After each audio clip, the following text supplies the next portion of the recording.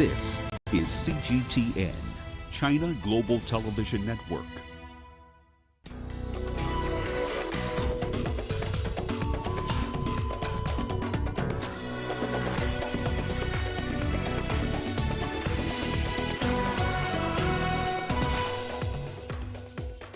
The WHO asks Israel to halt its bombardment of Gaza to allow aid as the UN meets to discuss the raging conflict. Hesitation slows uptake of coronavirus vaccines in Africa as experts fear the Indian variant could overwhelm the continent. And Lake Victoria floodwaters displace hundreds of people in Uganda.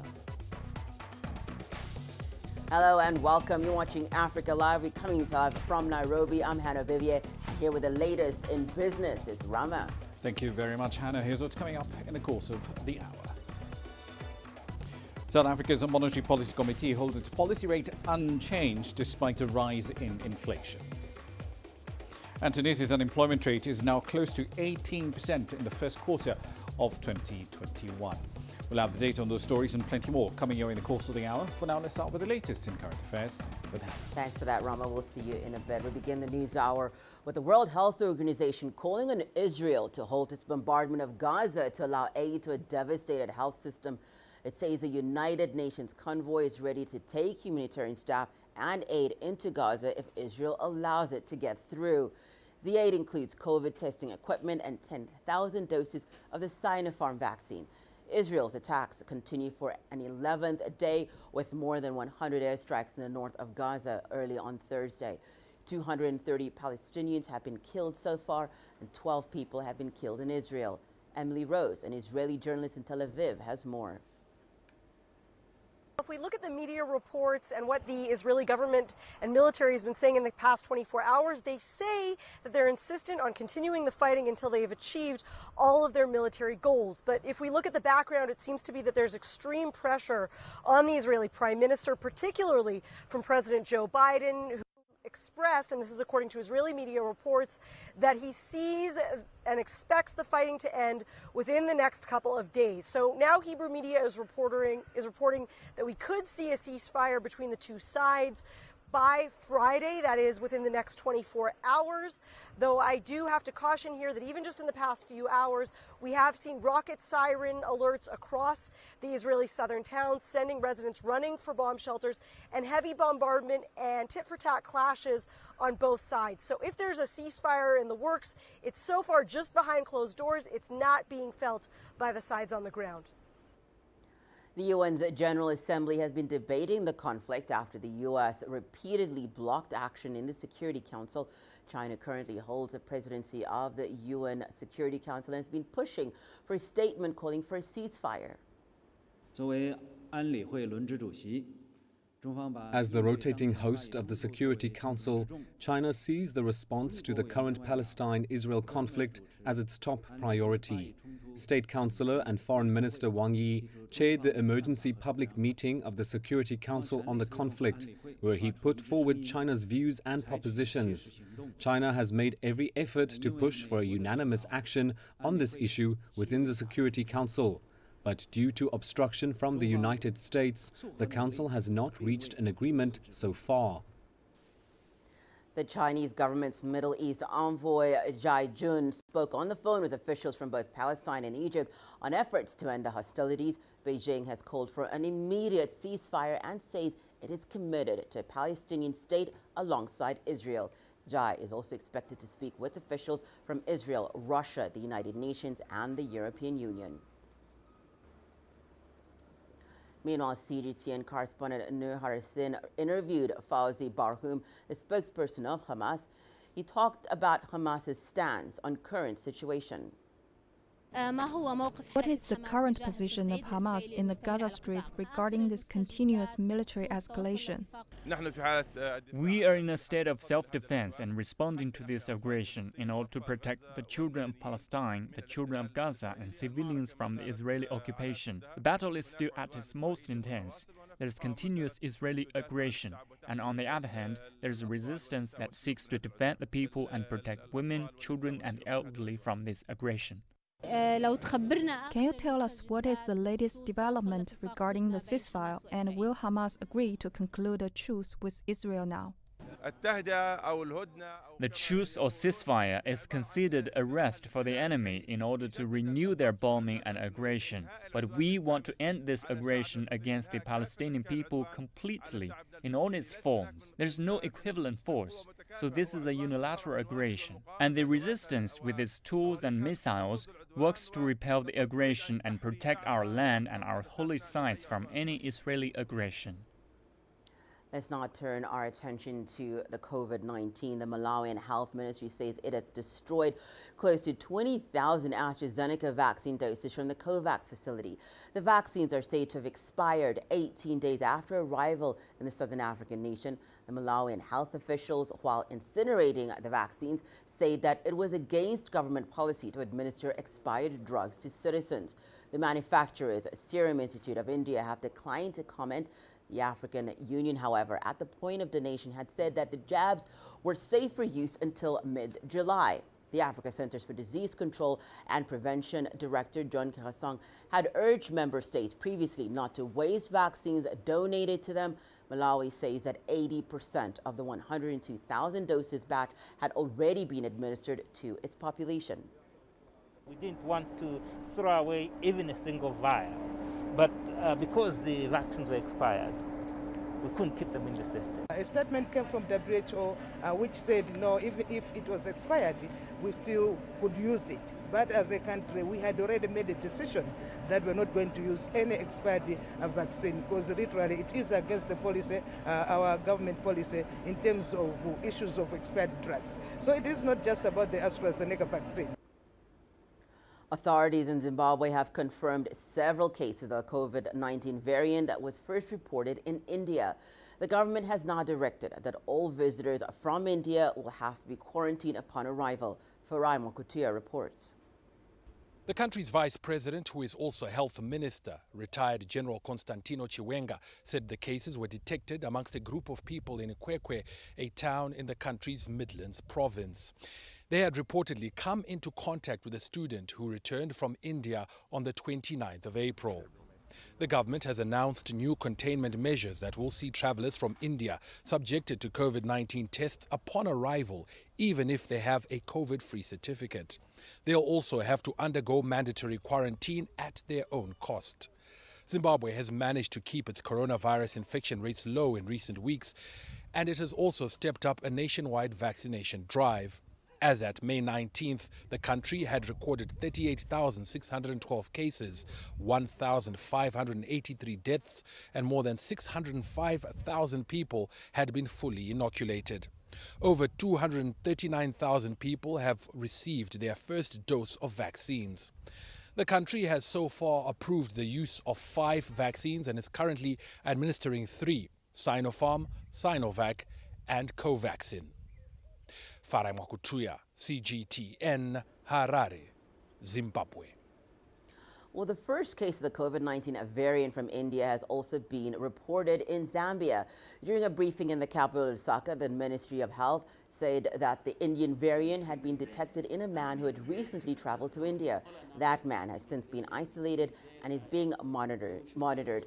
Following reports on the new variant, Zambia has beefed up surveillance at the country's point of entry. Zambia has reported over 92,500 COVID-19 cases so far. The country is facing shortages of vaccines, test kits, and oxygen. We have challenges. We have low numbers of cylinders to be used, low oxygen concentrators.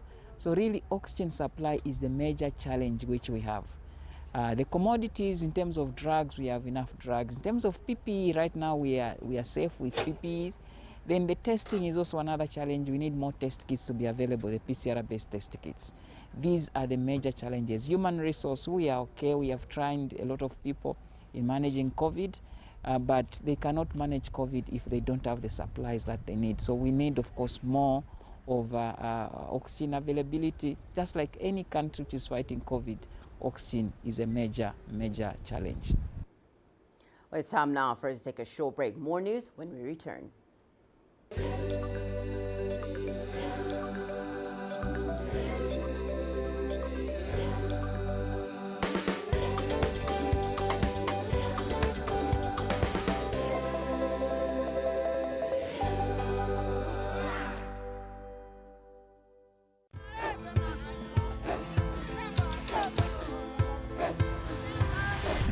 Africa is a continent of diversity, with varied climates and enchanting geography, and a people so distinct, but with a shared enduring spirit. We are at the heart of the continent to bring you the untold stories. Let's have a look. We celebrate Africa as it shapes its own destiny. Tunis, Cairo, Juba, Ethiopia, Tanzania. Africa Live. Find your voice.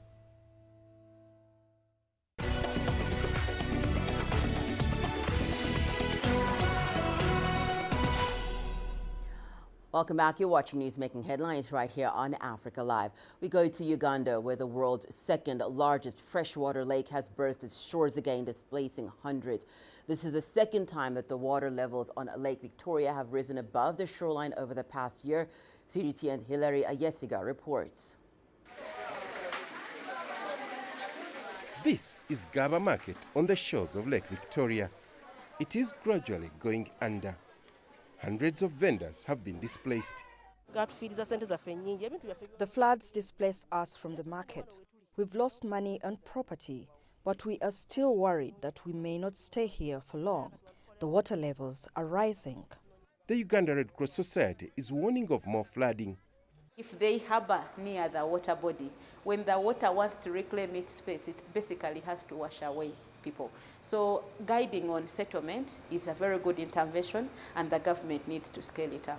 Most of the businesses here target revelers who come to have fun along the shores of Lake Victoria. Many of the flooded businesses here are just within the 200 perimeter buffer zone restricted by government.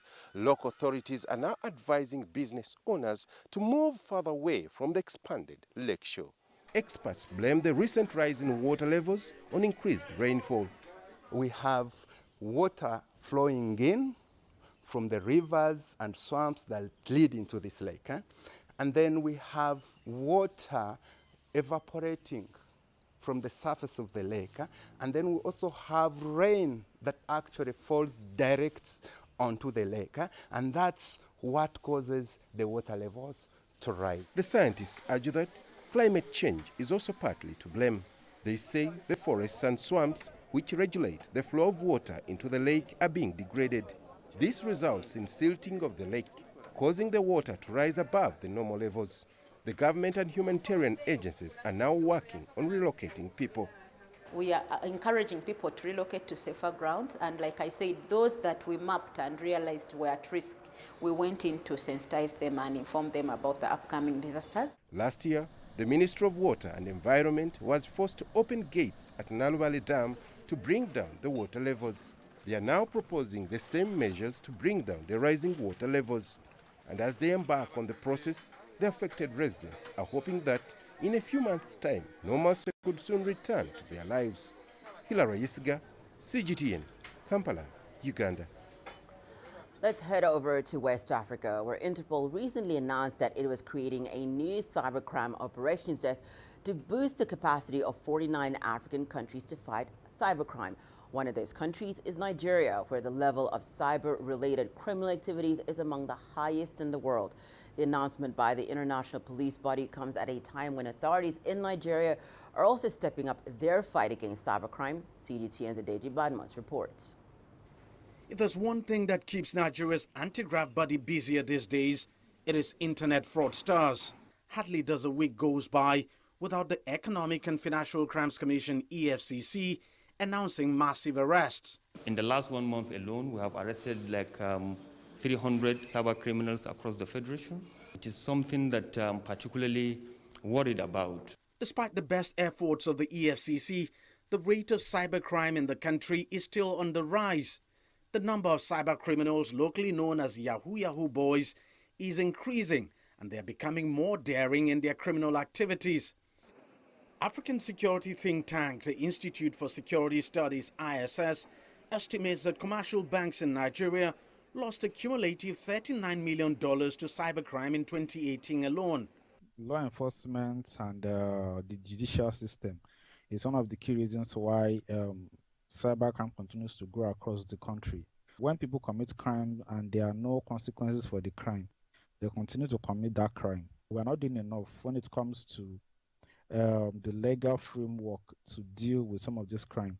Nigeria's cybercrime law prescribes a fine of $25,000 or a 5-year jail term for hackers if found guilty. But the country's snail-paced justice system makes justice delivery inefficient. In February this year, the government launched what it calls the National Cybersecurity Policy and Strategy, aimed at strengthening cybersecurity governance and coordination. Experts say Interpol's new cybercrime initiative could serve as an additional boost.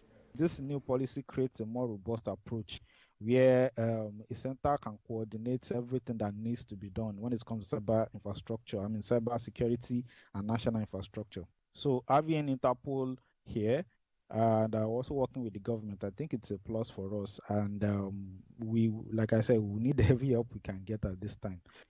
The EFCC is at the very heart of Nigeria's fight against cybercrime. And other than arresting and prosecuting cyber criminals, it is also using moral appeal to get young people off cybercrime. As a young man, I'm appealing to all young Nigerians to desist from this, cybercrime activities. It is bringing bad image to our country. It is giving bad name to our country. It is also, chasing away a lot of foreign investment that we need. For now, the appeal to morality doesn't seem to be having the desired effect. The community of cybercriminals in the country is growing. The EFCC certainly has its work cut out. DJ Badmos, CGTN, Lagos, Nigeria. Ethiopia has launched the 2021 edition of its Green Legacy Initiative, aimed at addressing the consequences of environmental degradation and climate change. It's part of a 4-year campaign that began back in 2019. Through this plan, Ethiopia wants to plant 6 billion seedlings over the coming rainy season. As CGTN's Giram Chala now reports, Ethiopia will also send 1 billion seedlings to neighboring countries to support tree planting programs. A beautiful scenery of indigenous vegetation. And it's right in the middle of the meeting hall at the Grand Palace of Ethiopia. This is how and where Prime Minister Abiy Ahmed has launched the 2021 edition of the Green Legacy campaign. Most conflicts in Ethiopia have a lot to do with natural resources, grazing land, and for residents or farming. In general, fighting is mostly over a desire to hold a better landscape. This is true for the rest of the world, our regions, and our country too. Therefore, if we can change our environment and make it better, we can first prevent conflicts, and second, it helps us deter any foreign threat. Our plan of planting trees guarantees life for this generation. Through this campaign, Ethiopia has finished preparations to plant 6 billion seedlings that will be executed through robust public participation. Preventing flooding, food insecurity, environment-related conflicts, and other adverse effects are also aims of this mega seedling planting initiative led by Prime Minister Abiy Ahmed. In our first phase of the plan, we managed to plant 4.7 billion trees.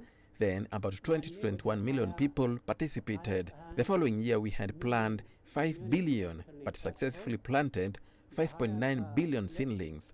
23 million people participated then. This year we have targeted to plant 6 billion seedlings and 25 million people to come and join hands with us to make this project a reality. We know this requires huge public mobilization, and we will make sure we achieve it too. Ethiopia has also prepared 1 billion seedlings to be gifted to neighboring nations, and this is to start a regional effort towards a green Africa. Ethiopia cannot be green alone. Ethiopia alone cannot prosper. We do not follow a competition mentality with our neighbors. Our core mission is instilling cooperation. What we want to do is bring development together, to see peace for all. This is who we are. And so we will be sending 1 billion seedlings to our neighbors. This year's seedling planting takes place under the motto, Let's Adorn Ethiopia. Following the planting of more than 5 billion seedlings last year, planting has already begun this time in rain-fed areas, while areas that do not get rain regularly will start taking preparatory measures. Restoring the country's greenery, eliminating erosion and pollution are also other goals Ethiopia's Green Legacy Initiative wants to accomplish. CGTN, Addis Ababa, Ethiopia. Experts are sounding the alarm over the dangers that Africa's bee populations now face. Bees are under threat from pesticides, droughts, and bushfires, a situation that could worsen food insecurity and disrupt food supply chains. As the world marks International Bee Day, we take a look at the situation in Uganda, where forest cover has declined to 9% from 24% levels back in 1990. This has adversely affected bees. Here's Isabel Nakaria with that report.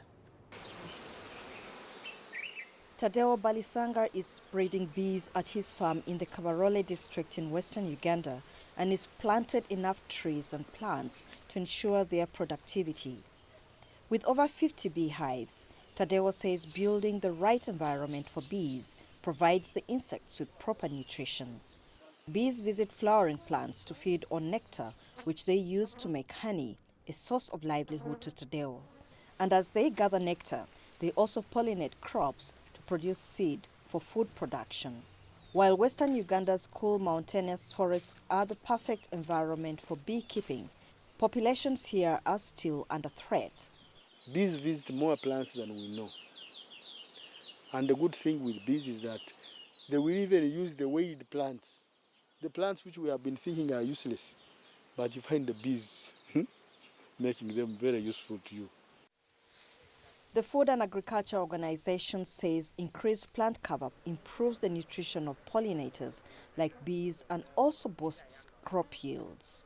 There are about 20,000 bee species in the wild, and majority of these are pollinators. Here in Uganda, about 650 exist, and many of the crops grown here are dependent on pollinators for crop yields. But despite this, there's little knowledge about best farming practices to ensure the survival of bees. Bee farming is a source of livelihood in many parts of Uganda. 60% of beekeepers are in the north of the country, but the colonies face a threat of extended droughts and bushfires. Too often we don't think of the importance of the bees, but there are very few crops that can produce without interference of bees and other pollinators. It's mainly rice, some barley, but for the rest, potatoes too. But the rest, all food crops need the intervention of the bees. But their habitats are under threat. The cutting down of trees for wood fuel and construction is on the rise. The use of pesticides by farmers too is killing these insects. In Uganda, the use of pesticides is largely unregulated, which poses a greater danger to bee colonies. To promote more the use of biopesticides, the pesticides that are natural, made of natural compounds. These are one critical aspect because most of the threat comes from this. Another is for us to continue to plant in our gardens natural plants. Surveys indicate honeybee populations are still relatively healthy in some parts of Africa, such as Uganda and Kenya. But warning signs of declining bee populations in other parts of Africa should offer lessons for this region, according to experts. Farmers are now being urged to practice sustainable agriculture to maintain the quality and yield of food produced. And apart from just planting a variety of tree species around bee colonies, the UN is appealing to beekeepers like Tadeo to invest in water sources that bees can drink from to improve their nutrition. Isabel Nakaria, CGTN Kampala, Uganda. Let's head over to Tanzania now, where the government there says that it plans to provide alternative formal education to teenage girls who get pregnant while at school. This comes at a time when activists have criticized the government for a ban that stops pregnant girls from going back to school, terming the order as discriminatory. The returning students will, however, have to pass a special re-entry exam. CGTN's Daniel Kija tells us more. Analia ameachwa na elimu, Kiswahili 4, She is Crying Education Left Her. A song that is a powerful reminder for 18-year-old Martha of how she almost lost her chance at a good life. When she was just 15, she was expelled from a government school after becoming pregnant. The father was an older pupil. He remained in education unpunished. She was given a second chance at Kiwohede Open School, a sanctuary for girls looking for another chance at education in an alternative non-government school setting. She has now been in the top 3 students and dreams to one day become a doctor. Others are forced to go to school by their parents. I'm here because of the pain I went through, because of what happened, what caused me to lose my education. I don't take this second chance for granted. Tanzania has one of the world's highest teen pregnancy rates. About 27% of girls aged between 15 and 19 are pregnant or have already given birth. Justa Mwaituka was affectionately christened Mama J by the girl she has saved from abuse and exploitation. She is a Tanzanian nurse, social activist, and child's rights advocate, and founder of Kiwohede. For over 20 years, she has worked to protect Tanzanian girls from sexual abuse and lack of education, which often forces many girls to exchange sex for school fees, food, and shelter. She says the widely practiced ban on pregnant girls from accessing school is illegal. The education law didn't say anything about expelling a girl when she's pregnant. So what I'm saying, because of the traditions and norms, the schools, they could expel a girl. The teachers at the school, they could expel a girl because that's how we were brought up. Now, the minister in charge says the government has set procedures to enable pregnant girls to continue with their studies. For instance, if she does her exam through this informal pathway and passes her, say, Form 4 exams, she will get the same opportunity like those who stayed in school through the formal sector. She stands a chance to get into any formal government school, depending on her grades. The government says it has successfully managed to meet the criteria that enabled it to get an international loan for a major renovation of schools in various parts of the country. The Tanzanian government says it will focus on building boarding schools for girls. The funding for the project is part of a $500 million education loan from the World Bank. Each school will accommodate 1,000 students. Details on how the re-entry program will work are being worked on by the Education Ministry. But people like Martha and Mama J see this as a step in the right direction. A second chance at education should help girls become more economically stable, make more informed decisions, and create a better future for generations to come. Daniel Kijo, CGTN, Dar es Salaam. Well, I'll be standing by to bring you more news, including what's happening in the world of sport. But for now, let's take a look at what's happening in the world of business with Rama. Thank you very much, Hannah. Here's what's coming up in business news. South Africa's Monetary Policy Committee holds key rates steady despite a rise in inflation. And Tunisia's unemployment goes up to nearly 18% in the first quarter of 2021.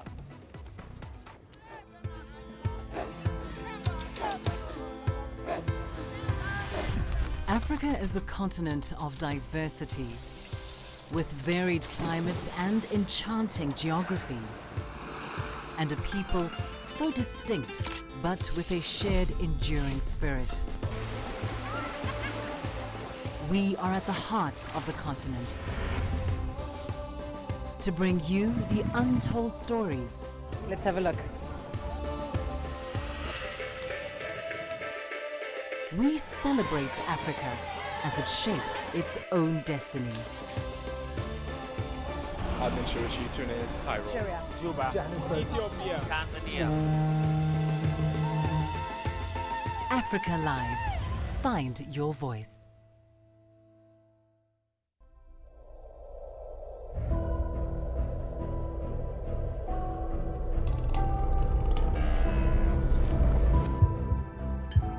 It's just taken me completely out of my depth, but at the same time, it's exciting. It's new, it's different, it's a challenge. It's really exciting.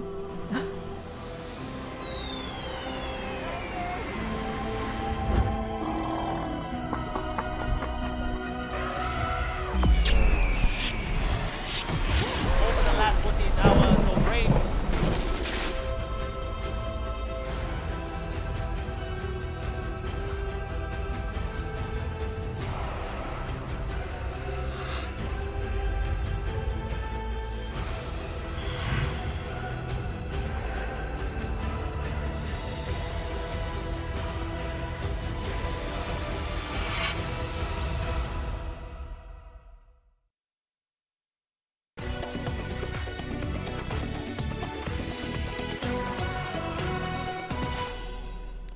Let's start in South Africa. The country's Monetary Policy Committee kept the policy rate, that's the repurchase rate, at 3.5%.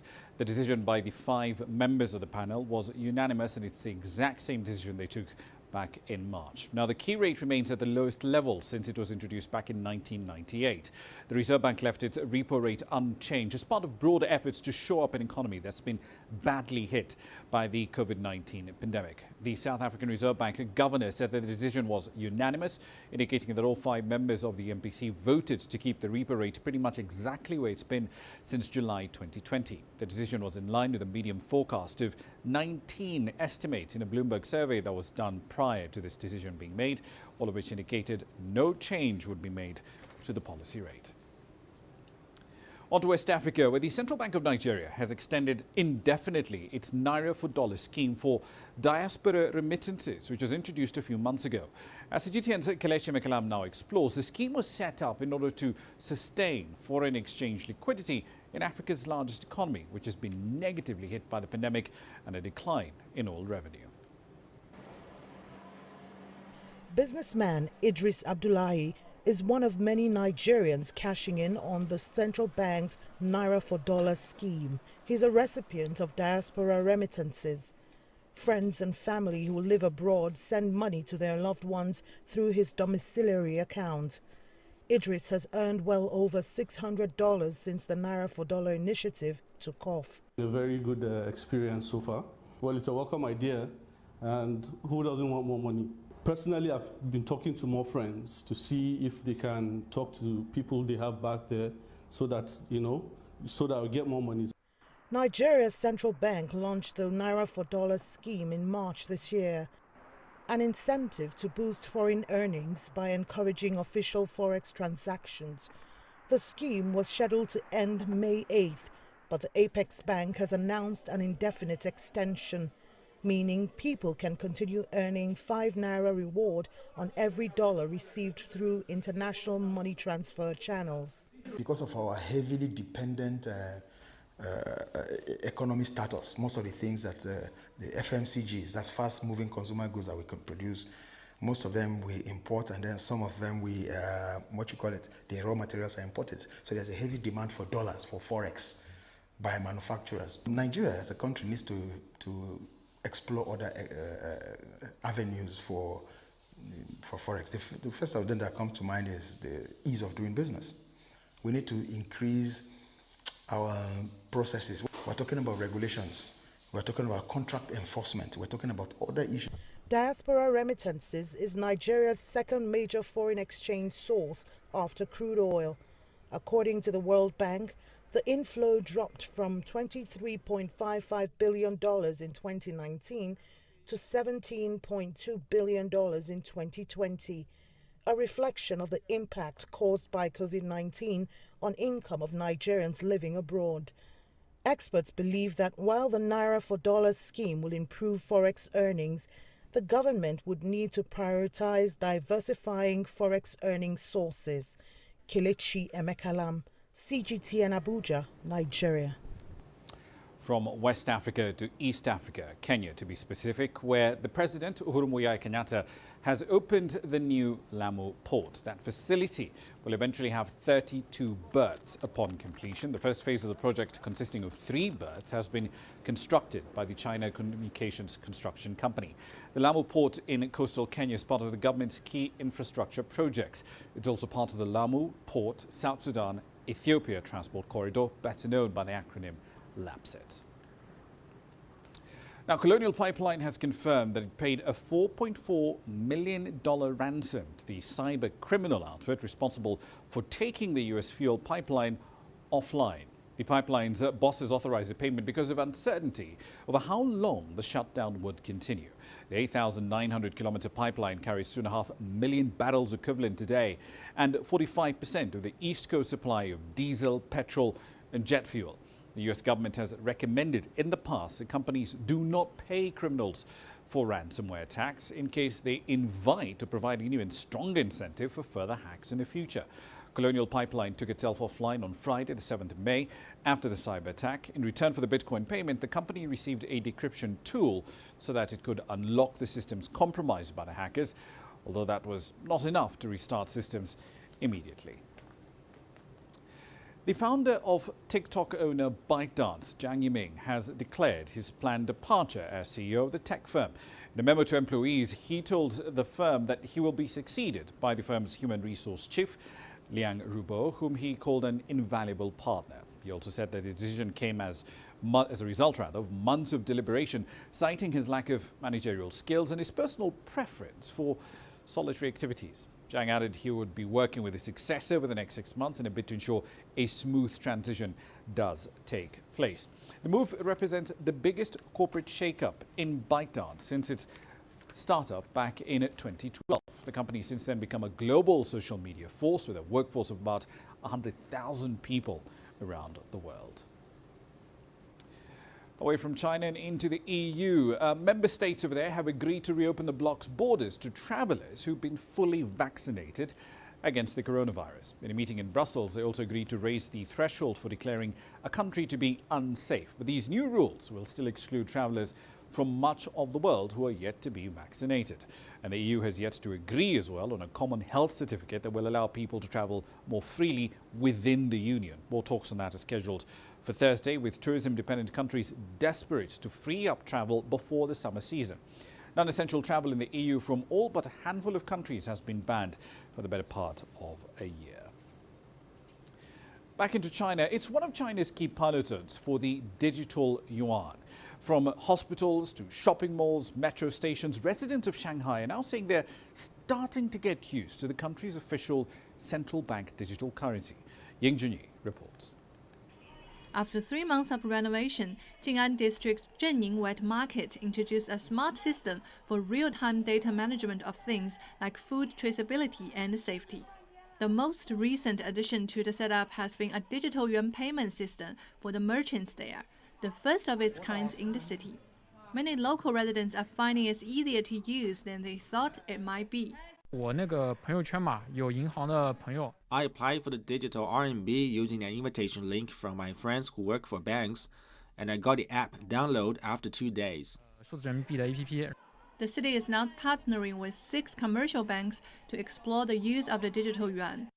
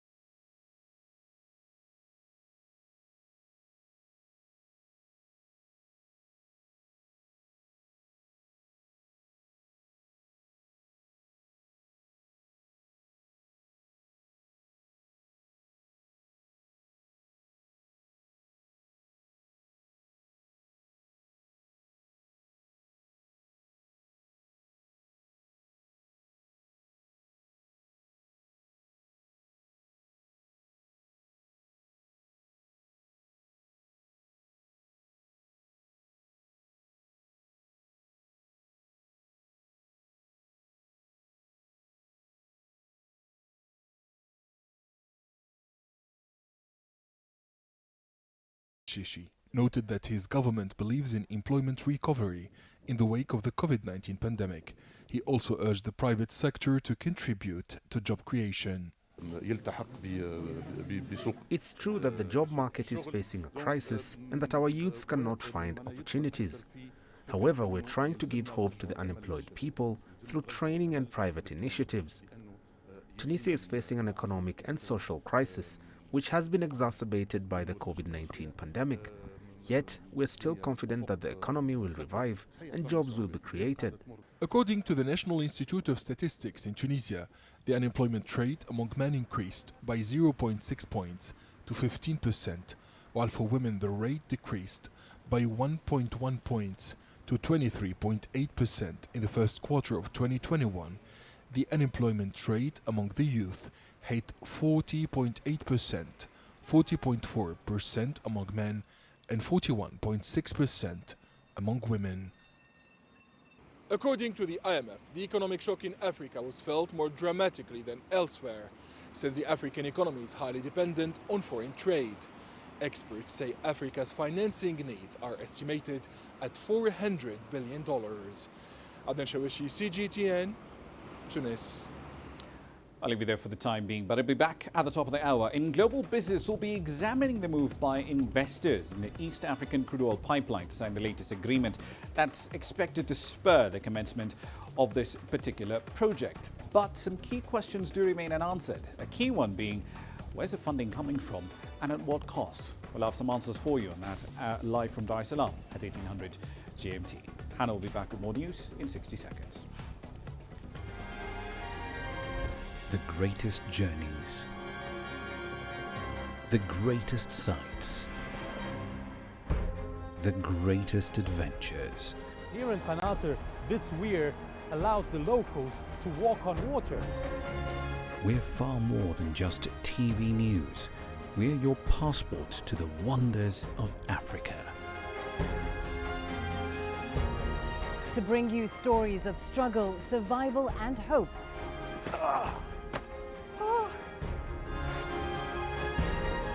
So let's explore.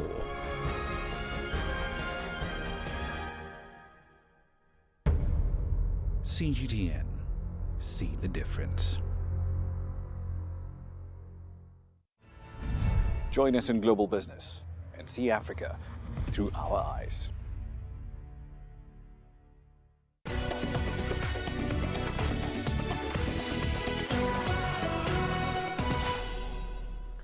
Well, the COVID-19 pandemic created a major upheaval in Uganda's music industry, but it didn't just affect musicians. All those involved in the production of music were hit hard. Among those most affected were music producers who've now been forced to change course just to stay in business. Leon Sinyanga reports. Ronald Matovu puts his song composition together. He is a record producer operating a studio in the capital, Kampala. Like many involved in the local music industry, the COVID-19 pandemic severely hurt his pockets when music venues were forced to close. It was a hard time, but I, for one, I have friends who actually came through and helped me here and there. Of course, when you're making music, you make friends as well. To stay afloat, Ronald went from mixing songs to teaching piano to budding musicians. He also opened a small retail business. We should not basically lean on music alone, because if at all I myself was only leaning on music alone, I would have lost it all. The experience has empowered him. Over the past months, he has also been able to redevelop his skills and work on some fresh material. Ronald says he spent much of the lockdown writing and producing songs, and while he was able to put out some work, there was little going for the musicians. Efforts to combat the spread of COVID-19 in March last year forced the closure of entertainment centers. Karo Kasita is among hundreds of musicians still unable to perform. Music is an art. It's not a forced thing. Most times you sing because of how you feel. Now, at the moment, everyone feels really, really down. We don't have money. We don't have, it's like our life has changed completely. So what you're supposed to see should be different. Without the ability to play in front of crowds, musicians are making sure tunes that producers like Ronald put out still get heard. Artists have actually maneuvered and found out so many ways of getting money through online. They've actually gotten personnel that can help them get money through their music online, even when they don't actually perform, through TuneCore, through Apple Music and all that. All those stores, they actually pay, but so many musicians didn't know about that. And that is also keeping Ronald busy, with a chance to cash in from online music until when venues reopen. Leon Sonyange, CGTN, Kampala, Uganda. From the entertainment industry to the world of sport, here's what's coming up after the break. We speak to athletes from South Sudan training in neighboring Uganda to escape unrest.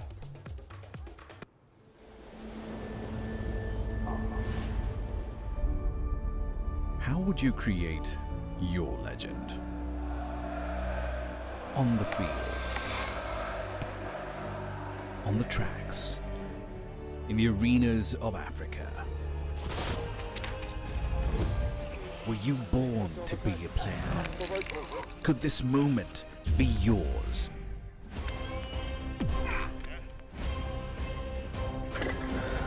Sports Scene. Find your game.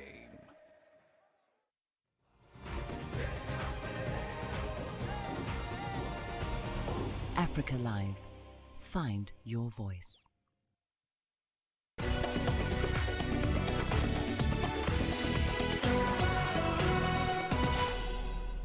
Time now for your sport news. Well, unrest in South Sudan may have prevented the country's running talent from flourishing, but that has not stopped ambitious athletes from pursuing their dreams. Some are now living and studying in neighboring Uganda to further their ambitions. CGTN reports. Daniel Santino has been running here for the last 3 years. The university student is one of a dozen South Sudanese athletes taking part in Uganda's athletics competitions. Most of the time, people, when they hear about South Sudan, they say that maybe it's full of hostile people and so on. But I'm trying to disapprove them, trying to tell them that we are capable of doing other things. Santino's performances have been impressive, and that has got him thinking big. My aim is not to stop running until I reach to the Olympic and win a gold medal. The national trials gather the country's best to compete in different race categories. Back home, the lack of proper running facilities hold athletes like Santino back. The athletes say the competitions here have helped them improve. There have been breakthroughs, with some qualifying for international events.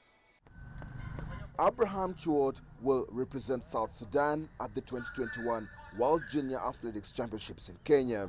He will be competing in the 800 meters. 800 meters is not easy because I'm like exactly Kenyan. They are tough, so I have to train hard. The more they train, also the more I train. And with every championship, the South Sudanese athletes have shown remarkable progress. The desire is to see many more on the track.